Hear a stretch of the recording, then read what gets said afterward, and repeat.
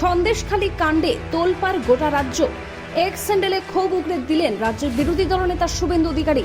তিনি লেখেন, সন্দেশখালীতে ED officer ও জওয়ানরা আক্রান্ত। রাজ্যের আইন শৃঙ্খলা নিয়ে প্রশ্ন তুললেন তিনি। কেন্দ্রীয় স্বরাষ্ট্রমন্ত্রীর কাছে পদক্ষেপ গ্রহণের আর্জি জানিয়েছেন তিনি। রাজ্যপালকে পদক্ষেপের গ্রহণ করার কথাও বললেন শুভেন্দু অধিকারী। এদিকে আক্রমণকারীদের রোহিঙ্গা বলে কটাক্ষ করেছেন রাজ্য বিজেপি সভাপতি সুকান্ত মজুমদার। গোটা ঘটনাটি জানিয়ে স্বরাষ্ট্রমন্ত্রী অমিত শাহকে চিঠিও দিয়েছেন তিনি। এই তো প্রমাণ হয়ে গেল না, আমরা যেটা বলছিলাম যে সন্দেশখালীতে শাহজাহান মতো লোকেরা তারা রোহিঙ্গাদেরকে বসিয়ে ভারত বিরোধী একটি শক্তি তৈরি করার চেষ্টা করছে এবং বিভিন্ন কেন্দ্রীয় গোয়েন্দা সংস্থার কাছেও এরকম ইনপুট আছে। আজকে যেটা দেখলাম সেটা ট্রেলার। অন্যদিকে সন্দেশখালীর ঘটনায় দিলীপ ঘোষের কি প্রতিক্রিয়া? আমরা বাংলা চ্যানেলগুলোতে একটা বিশেষ খবর দেখছি।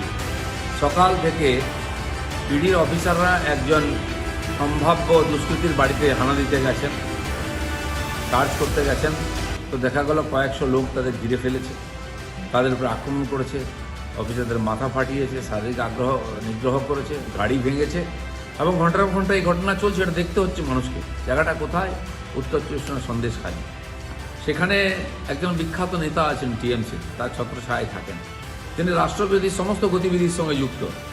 সেই শাহজাহান শেখ, যিনি বাংলাদেশ থেকে রোহিঙ্গাদের নিয়ে এসে ক্যাম্প করে রাখেন ওখানে, স্মাগলিংয়ের সঙ্গে যুক্ত যারা, আজকে তারা এটা করাচ্ছে।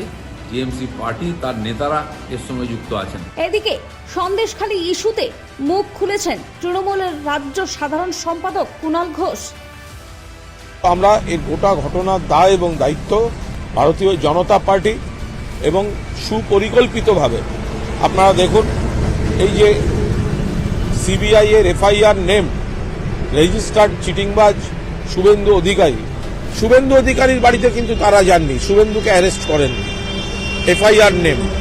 তো সেইখানে এই যে বিভিন্ন এলাকায় গিয়ে প্ররোচনা তৈরি করা, প্ররোচনা দেয়া, আতঙ্ক তৈরি করা, উত্তেজনা সৃষ্টি করা, এই কাজগুলো তারা ধারাবাহিকভাবে করছেন।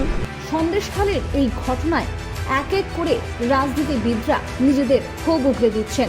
এখন প্রশ্ন এটাই যে সত্যিই কি তাহলে সন্দেশখালীর এই ঘটনার পেছনে রয়েছে কোনো প্ররোচনা নাকি অন্য কিছু?